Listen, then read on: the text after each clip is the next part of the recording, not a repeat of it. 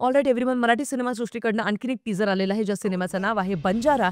आणि हा सिनेमा येतोय 16 मेला आपल्या सगळ्यांच्या भेटीला जवळच्या सिनेमागृहामध्ये. कसा वाटलाय मला हा टीजर, पटापट जाणून घेऊया आजच्या व्हिडिओमध्ये.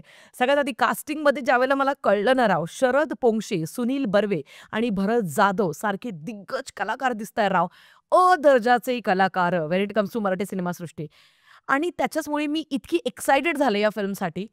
सगळ्यात पहिली गोष्ट तर आता बंजारा हे नाव त्यांनी, जे ॲक्च्युअली मराठी शब्द नाही आहे, हा एक हिंदी शब्द आहे, तर तो त्यांनी दिला. त्याच्यानंतर टीजरमध्ये पण मला म्हणजे हिंदी डायलॉग्स वगैरे पण पाहायला मिळाले.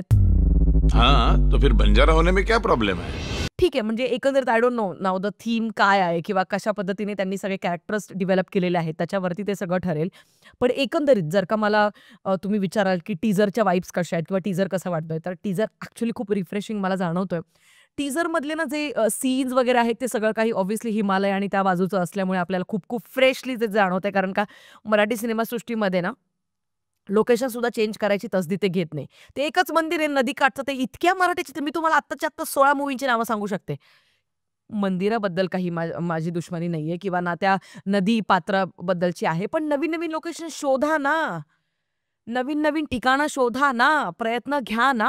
आणि तेच आपल्याला सिनेमामध्ये कदाचित नवीन-नवीन लोकेशन्स पाहण्यामुळे थोडंसं रिफ्रेशिंग आपल्याला ते वाटतंय. एकंदरीत या सिनेमाचं दिग्दर्शन केलेलं आहे स्नेह पोंक्षे या मुलाने आणि हा शरद पोंक्षे यांचा मुलगा आहे आणि हा दिग्दर्शन क्षेत्रात पदार्पण करतो या सिनेमामार्फत. जेव्हा मला हे कळलं तेव्हा थोडासा माझ्या अपेक्षांचा हिरमोड झाला. कारण नाही यार, ह्याच्यामध्ये ना प्लीज काही चुका किंवा ह्या खूप अशा सिली मिस्टेक्स आणि हे आता अजिबातच एक्सपेक्टेड नाहीये. कारण का तिघेही खूप दिग्गज कलाकार आहे आणि त्यांच्यासोबत न्याय व्हायला पाहिजे राव. हा सिनेमा कदाचित आपल्याला हे सांगून जाईल की बाबा रे, एकाच चौकटीत अख्खं आयुष्य न घालवता थोडंसं बाहेर पडा, प्रवास करा. आणि तसे आपण सगळे बंजारेच आहोत ना. कारण ज्यावेळेला आपण माणूस प्रवास करतो ना आणि आपला कम्फर्ट झोन सोडतो ना एका नवीन ठिकाणी, नवीन गावी, नवीन शहरी, तर त्यावेळेला तो नवीन निसर्गाचं चित्र पाहत असतो, नवीन माणसांना भेटत असतो आणि त्याच्याचमुळे त्याला माणूस, निसर्ग या सगळ्यांचं एक वेगळं चित्र पाहायला मिळत असतं आणि त्याची एक वेगळ्या पद्धतीची मैत्री त्यांच्यासोबत होऊ शकते.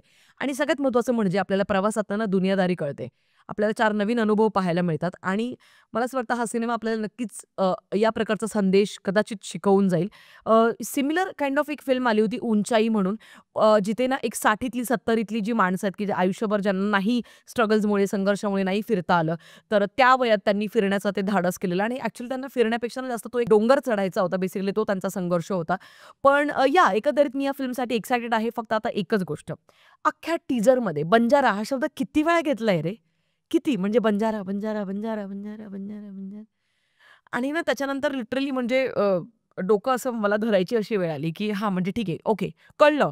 बंजारा हे सिनेमाचं नाव आहे. बास. वेडे आहात तुम्ही तिघेही. नुसतं बंजारासारखे फिरत असता सारखे.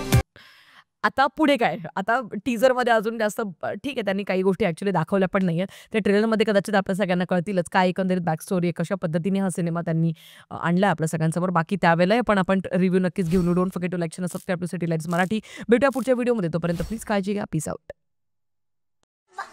1 2 3 3